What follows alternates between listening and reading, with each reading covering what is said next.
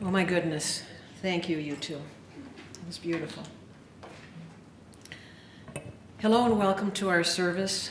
We are the Rogue Valley Unitarian Universalist Fellowship, or RVUUF, in Ashland, Oregon. My name is Lois Pettinger, and I'm a part of RVUUF because you are my family. You've been with me through the happiness and grief and all the changes in life, and I am forever grateful. We are so happy to welcome you to our service, both online and in person. We want to especially thank the members of the stream team who are helping make the online service happen, and the members of the neighborhood team who welcome the on-site congregation. If you are a newcomer, we invite you to sign up for our mailing list on RVUUF.org. You'll receive a weekly email that gives you all the information you need to make your decision about whether you'd like to join us on Sunday morning on-site or online. You will learn about other great things going on at RVUUF, like the opportunity to serve on our Buildings and Grounds Committee. I'd like to invite co-chair Jan Waite up to tell you more about this opportunity. And she's been a member of that committee for eternity.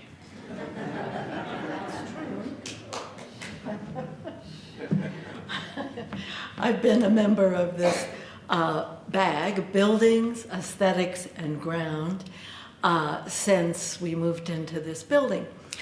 And Morty Lass, who's also been with us for a long time and chair for many years, gave you a long list of what we do. But basically, we're responsible for keeping this old and not very well built building clean, functioning, and presentable to the public, like the lawn and everything. And the truth is, we need some help. We are aging out, you might say. And so we'll be in the back. Bill, I see Bill is right there. And he's got some sheets so that you can sign up and kind of talk to him about what you might want to do. No strong arm things, but we do need your help. Thank you. Thanks, Jan. I also want folks to know that our minister, Reverend Sean Parker Dennison, is on rest and study leave until August the 13th. Today, we had planned to have our last interim minister, QuianaDenae Perkins, live on Zoom to participate in this service, but unfortunately, she experienced a death in the family of her uncle this past week. Let's take a moment to send her some extra love and support in this challenging time.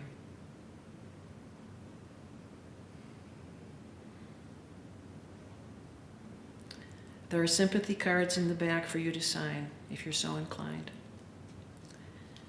We are grateful to be able to have QuianaDenae's sermon, Manifesting Liberation, pre-recorded to share with you today. But since she's not able to join us live, you'll be seeing more of me up here than you might otherwise. So no falling asleep, Gretchen.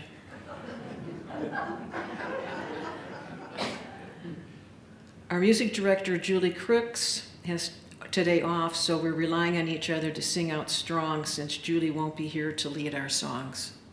And I mean that. Sing out strong.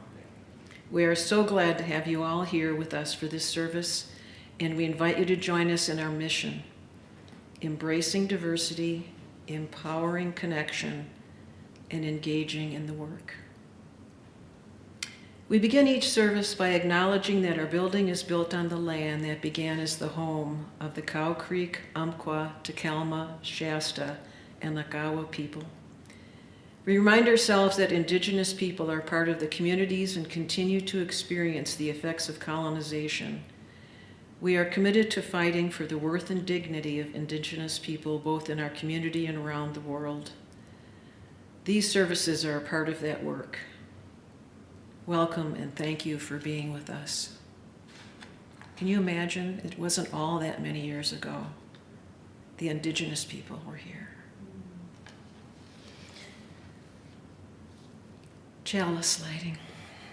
We light our flaming chalice, symbol of Unitarian Universalism, with words from Unitarian ancestor Frances Ellen Watkins Harper, pictured on your order of worship. She gave her first anti-slavery lecture in New Bedford, Massachusetts in 1854. Her books of poetry enhanced her prominence, but when she in 1859 wrote an open letter of support to condemned freedom fighter John Brown, her correspondence was read by tens of thousands of Americans. In May 1866, Harper addressed the 11th National Women's Rights Convention in New York City, where she sat on the platform with Elizabeth Cady Stanton and Susan B. Anthony. In that speech, she shared this notable quote: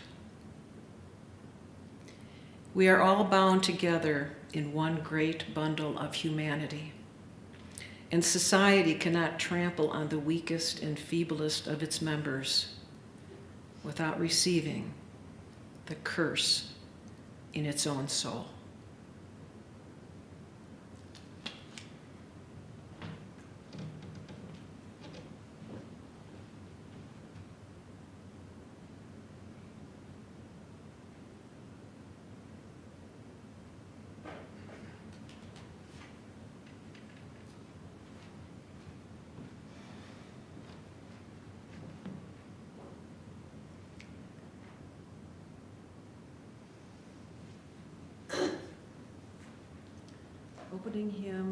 Opening hymn is number 396. I know this rose will open. I know my fear will burn away. I know my soul will unfurl its wings. I know this rose will open.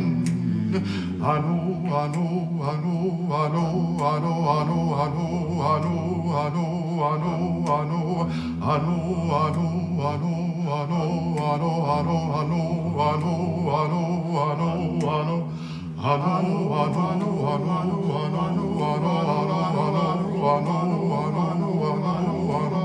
I know, I know, I know, I know, I know, I know, I know, I know, I know, I know this rose, I know this rose, I know my fear, I know my fear, I know my soul, I know my soul will unfurl its wings. I know this rose, I know this rose, I know this rose, I know my fear, I know my fear, I know my soul will unfurl its soul will unfurl its wings.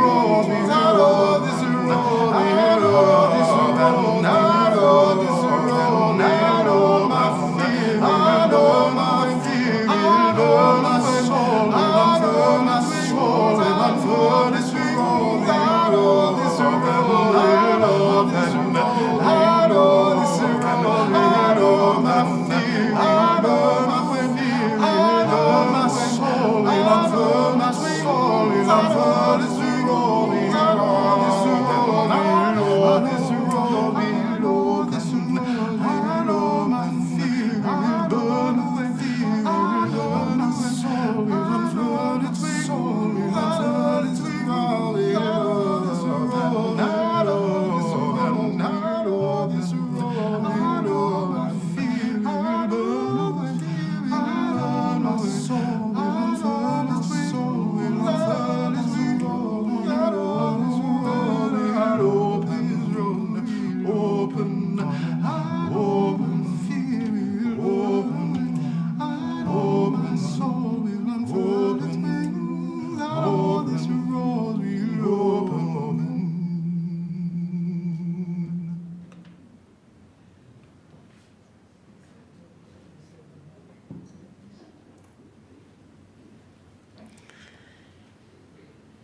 We will now have lighting of the anti-racism candle.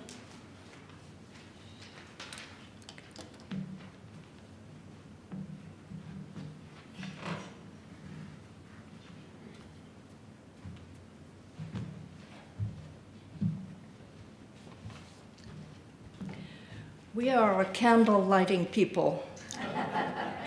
You see chalice has been lit by Lois, and you see 2 other candles there.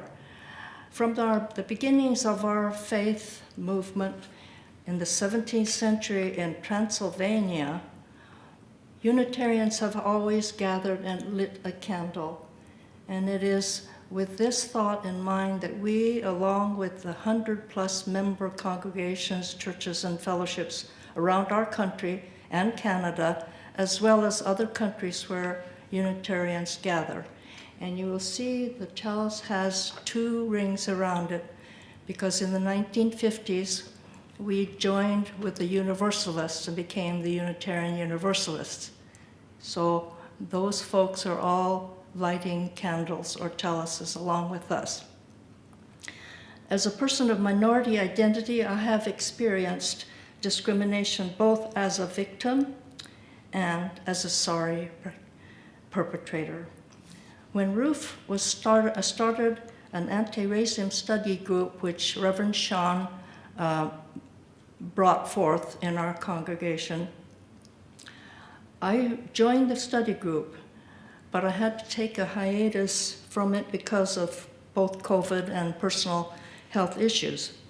But after my neurosurgery, I have rejoined the study group to further educate myself and how to be a better human being. And amazement with which victims have responded to such wrongs with grace. I wanted to learn the techniques of living a better life with my fellow human beings. And if in fact we believe or feel what we say in our first principles up there, we believe in the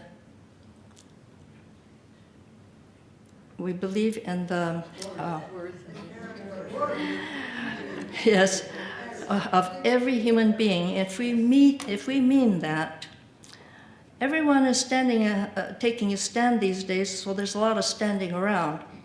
So let's get moving. For a thought to change the world, it must first change the life of the person who carries it. People with self-respect have the courage of their mistakes.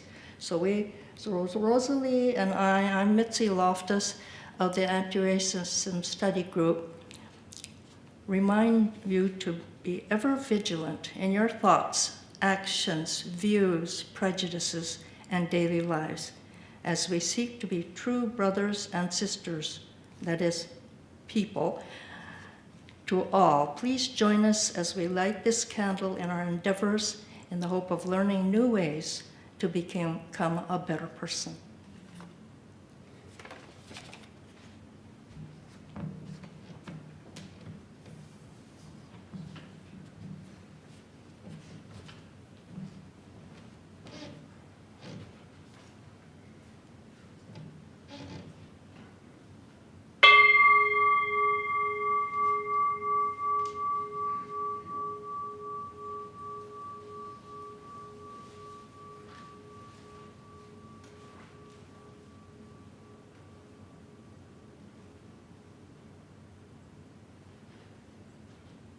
Peace, shalom, shalom. Peace, shalom, shalom. Peace, shalom, shalom. Peace, shalom, shalom.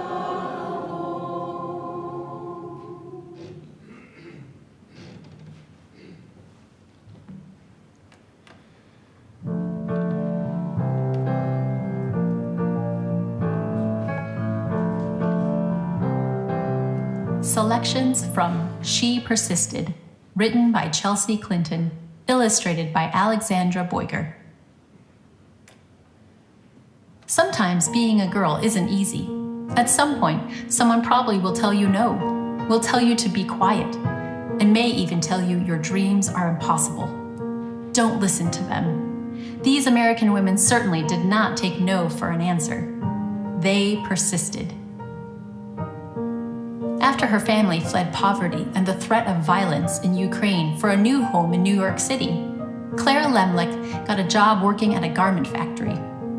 She wrote that the factory's conditions made women into machines, and so she persisted, organizing picket lines and strikes that ultimately helped win better pay, shorter hours, and safer working conditions for thousands of workers, both women and men. She once said, "I am one of those who suffers from the abuses described here, and I move that we go on general strike." After Maria Tallchief's family moved to California, partly to support Maria's dream of becoming a dancer, she was teased by students in school for her Native American heritage, and later was encouraged to change her last name to something that sounded Russian, since many professional dancers at that time were from Russia. She persisted, ignoring all the taunting and poor advice, to become the first great American prima ballerina. She once said, "It never occurred to me to say, it hurts to do that." As a 15-year-old riding a bus home from school in Montgomery, Alabama, Claudette Colvin was expected to give up her seat to a white woman just because she was African American. In her refusal to get up, she persisted in taking a stand for what's right, helping to inspire Rosa Parks to make the same choice 9 months later, an act many point to as starting the modern civil rights movement. She once said, "I knew then and I know now that when it comes to justice, there is no easy way to get it. You can't sugarcoat it. You have to take a stand and say, this is not right." Sally Ride always believed women could succeed in any math or science career. Although not everyone agreed, she persisted, and she became the first American woman in space. But that wasn't enough for Sally. She traveled into space once more and then created science and engineering programs specifically for girls so she could help generations of young women achieve their dreams too, both on Earth and in outer space. She once said, "Young girls need to see role models in whatever careers they may choose, just so they can picture themselves doing those jobs someday. You can't be what you can't see." Watching fictional judges on television inspired Sonia Sotomayor to want to be a real-life judge when she grew up. She knew she'd have to speak English as well as she spoke Spanish, study hard in school, and manage her diabetes before she could one day wear a judge's robe with a gavel in hand. She persisted, eventually becoming a Supreme Court justice and the first ever Latina to sit on America's highest court. She once said, "I have never had to face anything that could overwhelm the native optimism and stubborn perseverance I was blessed with." So, if anyone ever tells you no, if anyone ever says your voice isn't important or your dreams are too big, remember these women and more.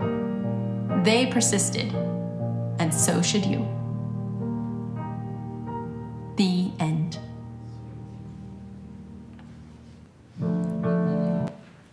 We're going to have another video song, "The Earth is Our Mother," which is song 1073 in the Gray Hymnal, but the words will also appear on the screen, and I encourage you to sing along.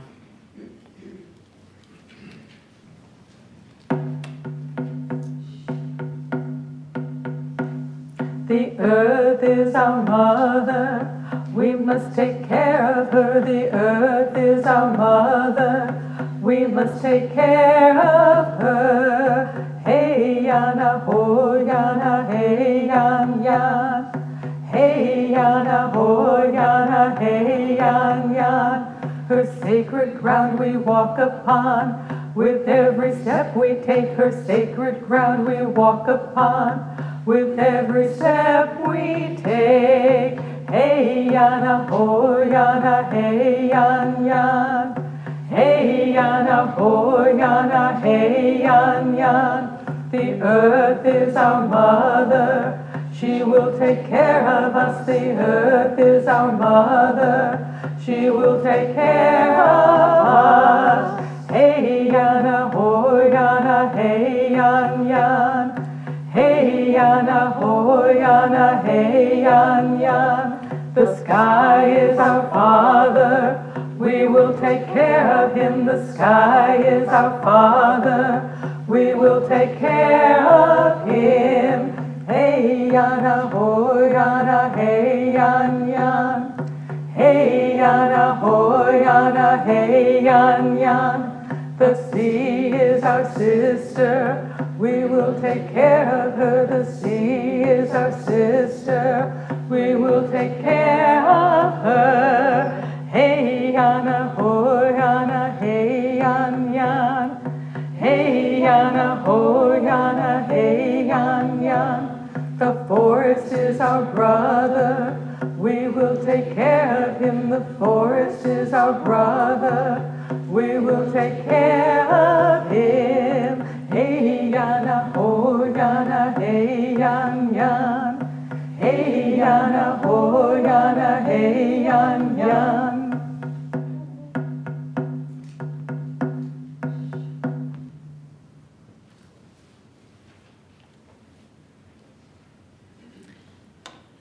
Today's centering reading is We Are Connected by Reverend Leslie Takahashi.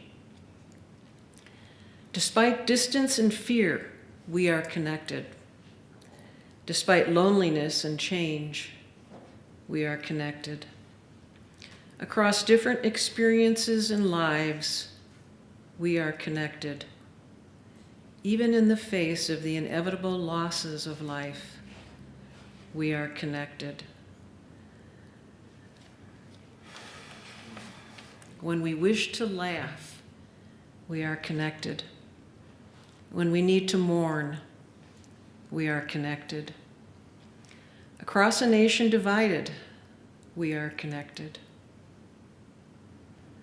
Even when we dance alone in a room, we are connected. In the heat of the sun, we are connected.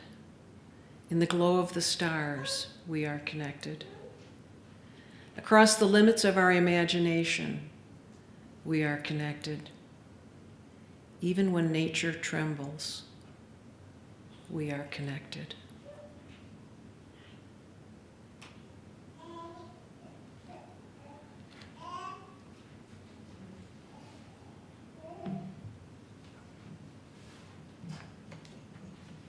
Good morning. My name is QuianaDenae Perkins. I'm a UU ministerial aspirant. This is our second offering in our series, Manifesting Liberation. This month, we will be exploring the intersection of UU and women identity. Manifesting Liberation, Women's History Month.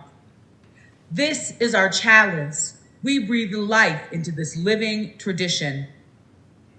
First, before I begin, I need to call my comrades, elders, and ancestors into this space, making it holy, making it a temporary home.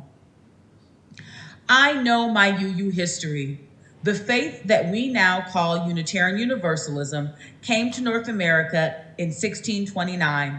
As the story goes, Higginson and Skellington arrived in Salem, stepped off the boat, and proclaimed they were here to serve the spiritual needs of settlers. Soon after, the Covenant of 1629 was written. Since that time, some form of Unitarian or Universalism has been in place with a humble existence on the edges of American religious freedom movement. Given that both Unitarians and Universalists moved at the speed of a very slow Puritan cultural drum, the way that both UU groups allowed the participation of women was ahead of its time. The history of women in ministry in Unitarian and Universalism starts as early as 1694 with leaders like Jan Led and Mary Wollstonecraft. Both, in their own way, insisted that women be given equal footing in society. I know my own history within UU. I was introduced to Unitarian Universalism in the summer of 2000 when I stumbled upon a youth leadership job at First Universalist Church of Minneapolis. Fast forward to 2023. I have been in seminary for 2 years, and in that time I have deepened my faith and my association within our denomination. I know we are a liberal faith, but the truth is no amount of liberal identity makes us immune to the influence of the larger culture, which is entrenched in patriarchy. So this is the intersection I find myself as a woman, as a Black woman, and as a Black woman of faith, seeking to understand the history of women in Unitarian Universalism and understand myself as a woman in ministry, wondering how best to address the subtle but real layers of patriarchy that are embedded within our liberal faith. In writing this sermon, I realized that those who have come before me, my ancestors, and those who are now leading, my elders and comrades, use their dynamic ministry as a direct rebuttal to push back against some very tired narratives.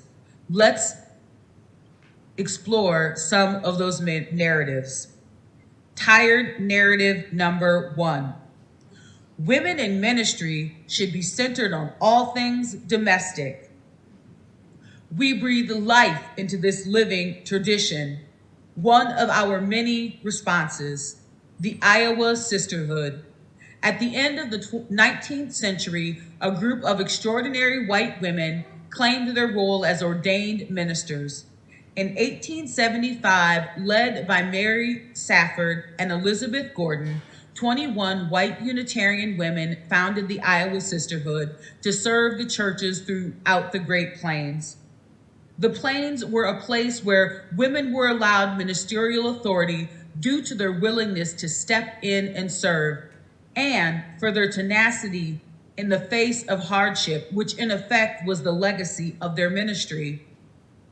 The Iowa Sisterhood sought to make their churches extensions of the domestic hearth, expanding the traditional role of women beyond the home and into the church, bringing social events and classes on domestic arts into the week, moving the church past Sunday service.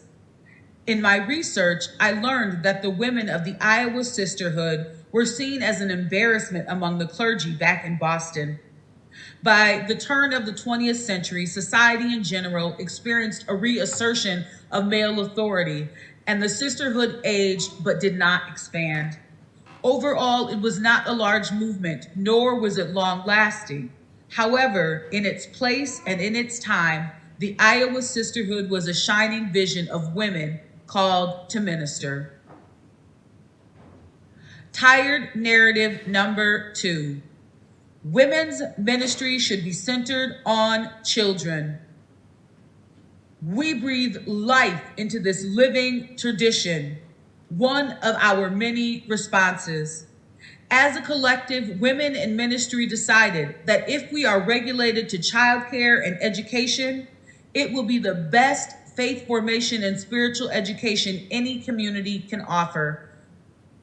Our UU religious education program equips caregivers with tools to raise children that are kind, respectful, fair-minded, caring, strong enough to side with love and fight for justice. LREDA, which stands for Liberal Religious Education Association, is dedicated to creating a world guided by love, justice, and equity through their mission. And LREDA also hosts our religious education credentialing program, which serves to promote professional engagement, standards, mentoring, accountability, and recognition. We also have a comprehensive sexual health program called Our Whole Lives, or OWL, which is a cornerstone in UU faith formation. The OWL program dismantles stereotypes and assumptions, builds self-acceptance and self-esteem, fosters healthy relationships, and improves decision-making. The creation of these programs, systems, and systems of accountability elevates the expectations of faith formation and spiritual education to the highest form of ministry. Tired narrative number 3. Women in ministry should meet European beauty standards and Puritan ideas of femininity. They should present in ways that center the white male gaze, comfort, and desire. Further, you can't hold a complex identity. Otherness or variation is outside of the white male comfort zone. How you present and align with the white male definition of normal is more important than your spiritual acumen, presence, or power. We are the chalice. One of our many responses is Blue Lipstick Saturdays at General Assembly. This story is a paraphrase and a reshare from Reverend Elizabeth Mount from their Facebook archives. They also note the contributions of Reverend Casey Slack and Reverend Nanan Soto, as well as many others. The story goes like this. Dear friends, once upon a time, someone told a seminarian that they could not wear blue lipstick and glitter because it wasn't very mature. They said it wasn't a professional color, that glitter wasn't something ministers should be wearing to work. The answer, first, we created a band name, Seminarian Glamour Overload. Next, we created an annual action that says, our bodies, starting with our blue glitter lips, are an act of queer solidarity and a rejection of your respectability politics. We are unapologetically a part of this faith. The Seminarian Glamour Overload, it started with an experience of a seminarian. However, make no mistake, people feel very comfortable and confident in telling women in faith roles what is professional, commenting on their dress, their hair, their nails, their body shape, their clothing. There seems to be no filter on what people feel entitled to say to women about their bodies. I have heard some of these comments myself as a large body Black woman with locked hair. Tired narrative number 4. Black women can be ministers. However, their lived experience as Black women should never be acknowledged, factored in, or adjusted towards. It is a point of public diversity, but privately, it will be an invisible truth. Further, my ministry should never reflect my experience as a Black woman. In fact, my proximity to white comfort is more important than my spiritual acumen, presence, or power. We are the chalice, one of our many responses. Frances Ellen Watkins Harper. Frances Ellen Watkins Harper was born in 1825 in Maryland when slavery was still legal. Born to free parents, she was never a slave, but by age 3, she was an orphan living with relatives in Baltimore. While living and working with a Quaker family, she was given access to their bookstore. By the age of 20, she had written enough poems and essays to publish a small book. The abolitionist papers began publishing her work, and in 1854, she gave a public lecture on the education and the elevation of the colored race. Her words helped Americans across racial lines understand their common humanity and common yearnings. She shone a light on the injustices so that others might see it more clearly. In May of 1866, Harper addressed the 11th National Women's Convention in New York City, where she sat on a platform with Elizabeth Cady Stanton and Susan B. Anthony. In that speech, she shared this notable quote, "We are all bound up together in one great bundle of humanity and society." Let me start that again. We are all bound up together in one great bundle of humanity, and society cannot trample on the weakest and feeblest of its members without receiving a curse on its own soul. Tired narrative number 5. Women in ministry can be parents as long as their ministry takes priority over their parenting. We are the chalice, one of our many responses. UUA president and mother, Reverend Dr. Susan Frederick Gray. Reverend Susan received a Master's of Divinity in 2001 from Harvard Divinity School. Her campaign for the UUAA presidency centered around 3 themes: spiritually vital, grounded in relationship, and organized for impact. She was elected to her 6-year term at the 2017 General Assembly held in New Orleans. In her role as president of the association, she acts as the principal spokesperson and minister at large for the UUA. She has presided over our denomination during the time of COVID-19, which is not over, but in the later stages. She gave us spiritual direction and social direction on how to navigate the police killings of more bodies than I care to name. She was unafraid to condemn the January 6, 2021 attacks at the Capitol, and she is currently overseeing the denominational process of reviewing and reframing Article 2 bylaws, principles, and purpose. Along with her husband, Reverend Brian Frederick Gray, teenage son and family dog, she lives in Cambridge, Massachusetts. I realize that those who have come before me, my ancestors, and those who are leading now, my elders and comrades, trampled over these tired narratives with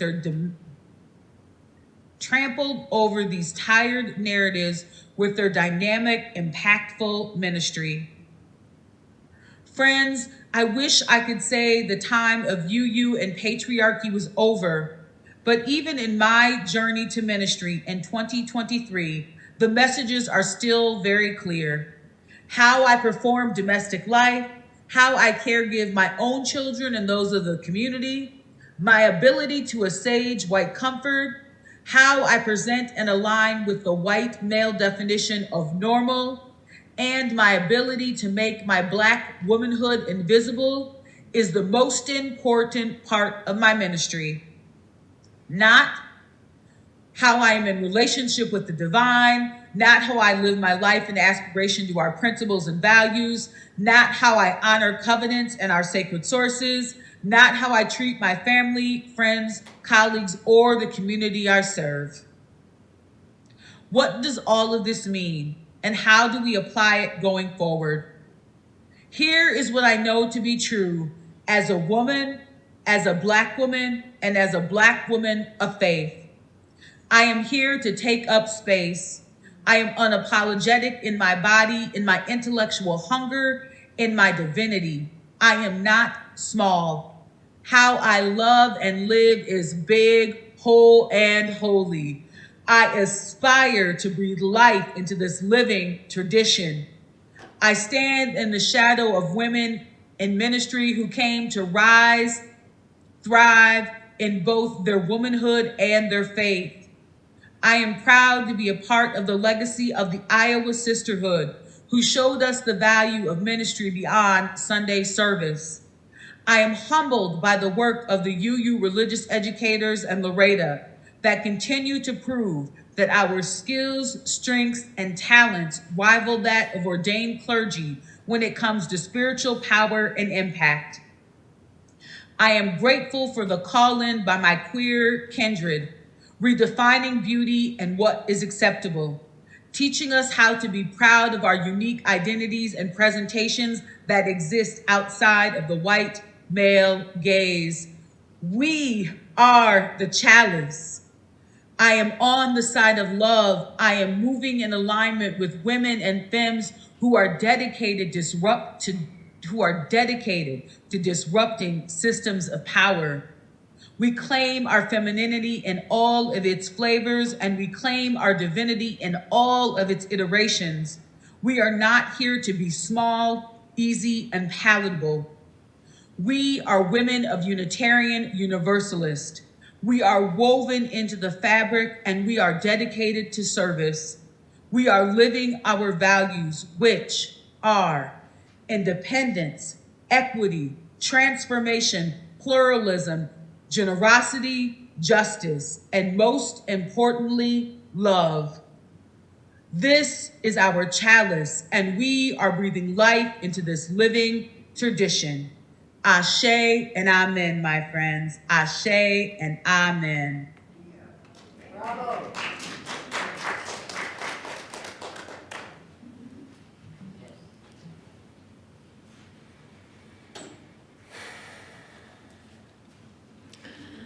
Please rise in body, voice, or spirit as we sing We Are a Gentle, Angry People. It's number 170 in your gray hymnal, and we will do verses 1, 2, and 6.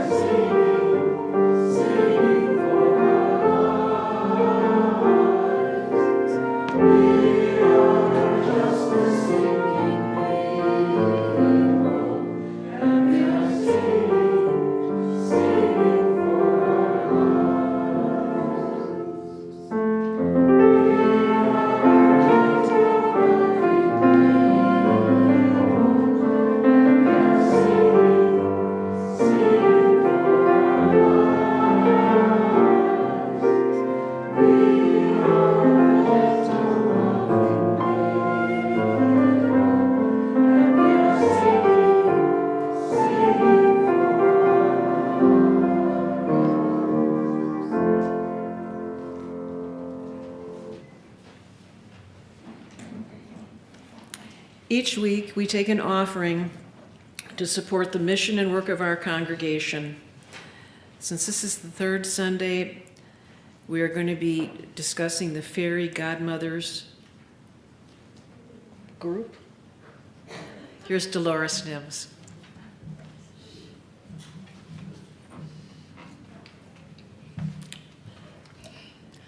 Good morning. I'm Dolores Nims. I've been a member of RVUUF for over 22 years, and I'm a member of the Fairy Godmothers. Fairy Godmothers was started by a wealthy woman at the manor in Medford over 20 years ago. The program provides scholarships and mentors to needy young women graduating from high school throughout Jackson County and attending state colleges and universities. These graduates receive a mentor and $5,000 for each of the first 2 years, and then the opportunity to reapply. This year, we had 24 applicants for 10 scholarships. These are amazing young women who have the tenacity to hold down jobs, take care of siblings, and maintain academic performance that is excellent, all while dealing with huge obstacles in their personal lives. Health challenges, child abuse and neglect, poverty, parents who are absent, in jail, mentally ill, drug addicted, or alcoholic. I want to read you an excerpt from one of the girls' essays. She wrote, "When asked to describe a challenge I have overcome and how it has affected me, I often think of dandelions. When I was living in Alaska, an environmentalist came to my 5th grade class to educate us on the wonders of nature. He pointed out a dandelion growing from cement and asked us how it made us feel. On that particular day, I remember I had left home with my parents arguing as my goodbye, the stench of alcohol lingering on their breath and clothes, and I felt crushed beneath the toxicity of it all. However, as I looked at the dandelion, delicate yet strong beneath the unrelenting cement, I realized I could survive the adversities I faced. Growing up with little to no support systems, the dandelion and the motivation I had within myself has supported me through every adversity I had to overcome. My willpower and independence are two attributes that I am grateful to have, because without my ability to persevere on my internal support, I would not be where I am today academically. And this girl was the class valedictorian. Lastly, I want to share that I'm passionate about helping young women get an education, because when I was in high school, no teacher, no parent talked to me about going to college. But my Lutheran pastor was able to obtain a 4-year scholarship to Pacific Lutheran College for me. And I want to tell you, it not only transformed my life, but the life of my children and grandchildren. I hope you will give generously this morning to help these young women get the education that will transform their lives. Thank you.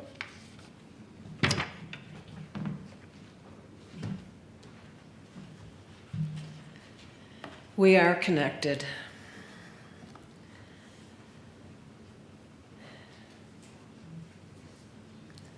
If you're joining us online, you can mail your gift to 87 4th Street, Ashland, Oregon.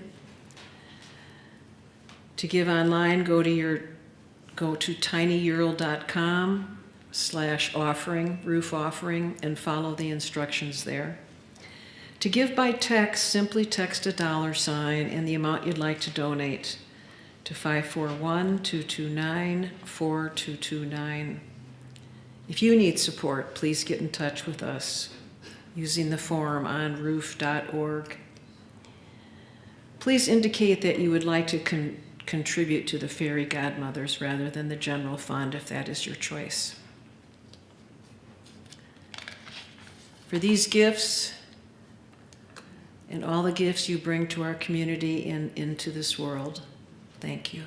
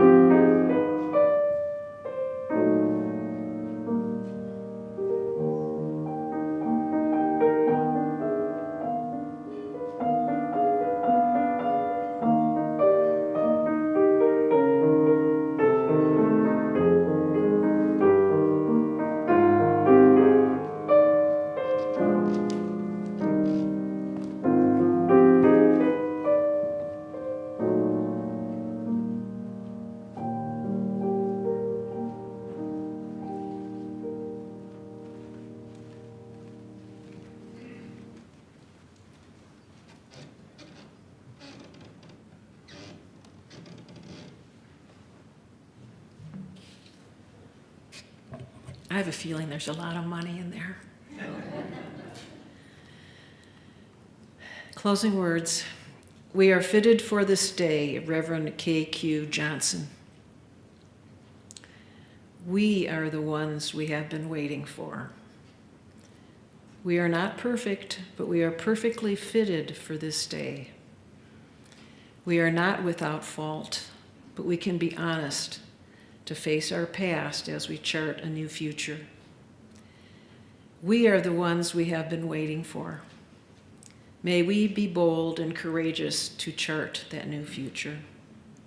May we have faith in a future that is not known.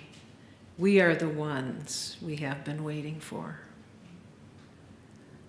The words of June Jordan in Poem for South African Women, which she presented at the UN on August 9th, 1978.